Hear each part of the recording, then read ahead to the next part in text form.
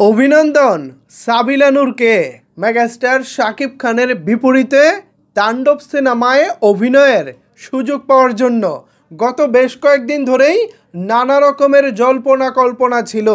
নানা মাধ্যম থেকেই খবর পাচ্ছিলাম সাবিলা নূরই থাকছেন তাণ্ডব সিনেমায়, কিন্তু কোনো অফিসিয়াল ঘোষণা ছিল না, এমনকি শুটিং স্পট থেকে কোনো কিছু ততদিন ভাইরালও হয়নি। এই কারণে একটু তো কনফিউশনে ছিলাম আদৌ সাবিলা নূর থাকবেন কি না, এ নিয়ে একটু দ্বিধাদ্বন্দ্বে ছিলাম। কিন্তু আজকে রাজশাহীতে তাণ্ডব সিনেমার রোমান্টিক গানের শুটিং চলাকালীন সময়ে ছোট্ট একটি ভিডিও ফুটেজ লিক হয়ে যায়। সেখান থেকে আমরা দেখতে পারি বা জানতে পারি সাবিলা নূরই থাকছেন তাণ্ডব সিনেমায়। তো এখানে সাবিলা নূরকে নিয়ে অনেকের অনেক রকমের সংশয় আছেন। তিনি নাটকের নায়িকা, তাছাড়া একটা সময় রিউমার ছিল প্রিয়তমা সিনেমা তিনি রিজেক্ট করেছেন, তা না হলে তিনি প্রিয়তমা সিনেমা দিয়েই শাকিব খানের বিপরীতে অভিনয় করতে পারতেন। এরকম নানা রকমের কন্ট্রোভার্সি ছিল মার্কেটে, সেটা কিন্তু ভাই কোনো অফিসিয়াল মাধ্যম থেকে জানা না। ধরেন প্রিয়তমার পরিচালক কিংবা প্রিয়তমার প্রডিউসার তারা কিন্তু কেউ বলে নাই, এমনকি সাবিলা নূরও কোথাও কোনো দিন খোলাসা করে কোনো জায়গায় বলে নাই যে তিনি প্রিয়তমাকে ফিরিয়ে দিয়েছেন।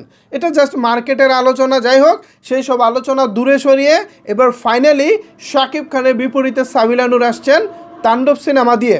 আজকে যতটুকু দেখলাম ওই লিক হওয়া ভিডিও ফুটেজে, ততটুকু দেখে অন্তত এতটুকু বলতে পারি সাবিলা নূর এবং শাকিব খানের কেমিস্ট্রি জমে ক্ষীর। দুজনের বন্ডিং, দুজনের যেই অভিনয় যতটুকুই দেখলাম ওই ছোট্ট ক্লিপে বেশ ভালোই লাগলো। আমার কাছে মনে হয়েছে তারা অনেক পূর্ব পরিচিত এবং তারা খুব সহজেই নিজেদেরকে মানিয়ে নিতে পেরেছেন। যদিও প্রফেশনাল আর্টিস্ট যারা, তাদেরকে মানিয়ে নিতেই হয়, কিছু করার থাকে না।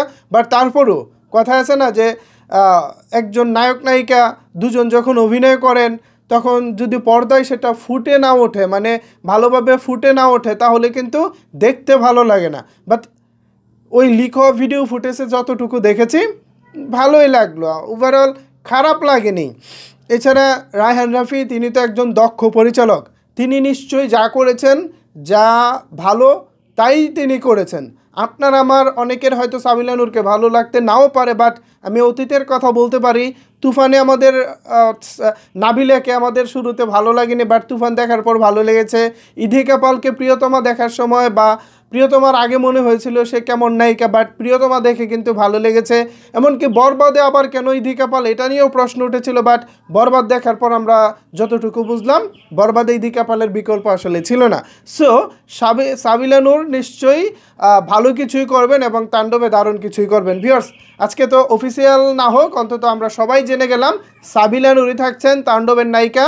এ বিষয়ে আপনার মতামত কি জানিয়ে ফেলুন নিচের কমেন্ট বক্সে। ধন্যবাদ সবাইকে এতক্ষণ আমার সাথে থাকার জন্য।